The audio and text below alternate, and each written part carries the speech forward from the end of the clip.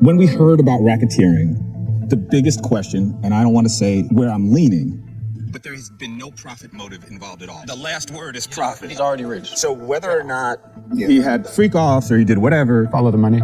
well, there is no money. Exactly. I mean, the freak offs aren't okay, the way in which I read it, it's not an illegal business. A freak off is a freak, or whatever these things are, right? But the profit, that last word actually got my attention because I was like, how is he making any money in that thing at all?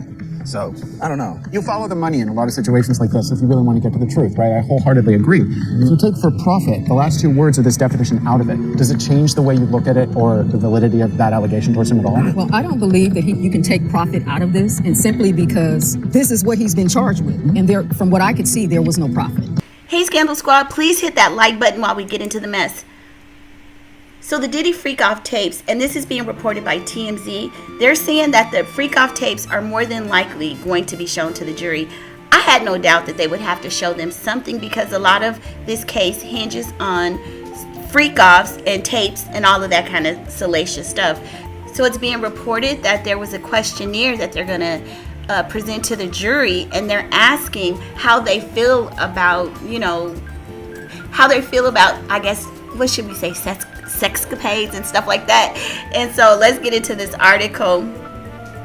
It's saying that Diddy's trial will begin in just a few weeks, and it seems that some of his infamous freak-off tapes may actually be shown to the jury if a new proposed questionnaire is in the indication.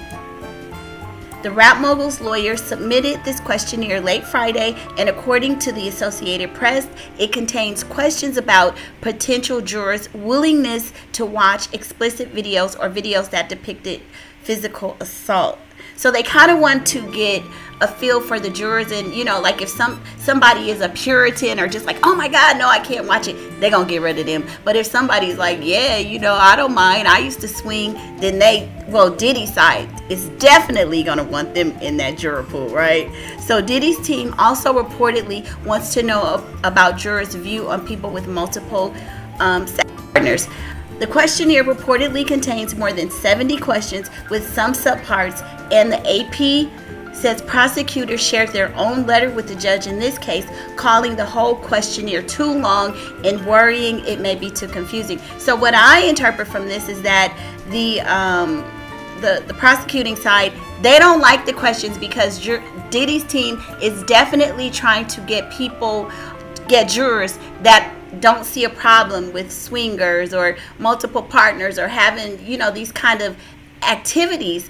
And so the prosecuting side is like, oh no, we don't like that questionnaire, it's crazy, it's gonna confuse them, it's too long, because they want to narrow it down so that they're able to get people who are more likely conservative and who won't align or go along with what Diddy was doing.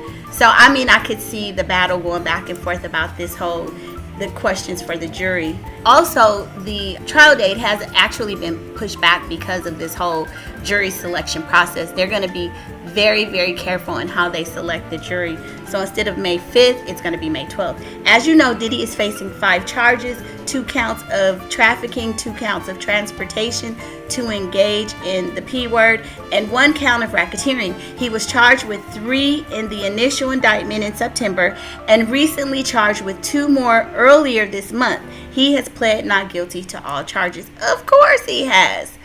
The prosecution has allegedly engaged in numerous freak-offs over the years, group activities between Diddy, a woman, and a male sex worker that was usually filmed. Like I said in the beginning, what you guys watched was that mock trial, the mock jury, and I remember in the documentary, based on the evidence, evidence that we have as the public, they found him guilty. So I believe Diddy is also suing about that because his attorneys can say that this is kind of prejudicial when you have something like a mock jury and a mock jury trial, and you put it in a documentary, and maybe millions of people see it and they find him guilty. That is somewhat kind of swaying people's opinion. But anyway, it says we put together a mock jury for our documentary, The Downfall of Diddy. His defense now streaming on Tubi, who discussed the charges against him at length. Check out the clip.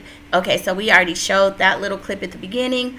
While this trial is kicking off soon, it's unclear if Diddy plans to add any legal help, including possibly bringing in Mark Geragos. Now, you guys know Mark Geragos' daughter is already one of Diddy's attorneys, and Mark Geragos is famous. He's represented a lot of bigwigs. It says so Mark Geragos, a famous criminal defense attorney who also co-hosts our Two Angry Men podcast, though Geragos was cagey when asked about it by our own Harvey Levin. Opening arguments are set to begin by May 12th. So they've already started the questionnaire. They're presenting it to see if it's going to be accepted by the judge. They're probably going to go back and forth about it because, again, prosecuting side wants to probably keep it as concise as possible because they want to get those jurors in that are going to really have a lot of disdain for Diddy's, his behavior, his sex life, right? And of course, Diddy's team wants to get people that are free thinkers, probably like the people that gave free love back in the 60s, right? So we're gonna, stay on top of this and see what happens. But this is interesting. So they're going to be showing those tapes at the trial. And the thing is, even though there aren't going to be any cameras in the court, because it's not going to be permitted, the transcribers that are, going to be writing down stuff and tweeting out, we're going to hear names and we're going to hear very detailed accounts of things that occurred. So this is probably like the trial of the century, right? Because we're going to hear a lot of our favorite celebrities. We're going to find out stuff that they were doing, seedy behavior. We're going to find out if, there was any misconduct. It's going to be a lot of stuff that's going to come out. And I think a lot of people are shaking in their boots. And I also believe that's why a lot of these, fake Diddy allegations, some of the lawsuits that were coming out against Diddy, people were bringing those forward because some celebrities probably just didn't want their name associated with this, so they would be willing to have a settlement and pay out just to keep those lawsuits at bay.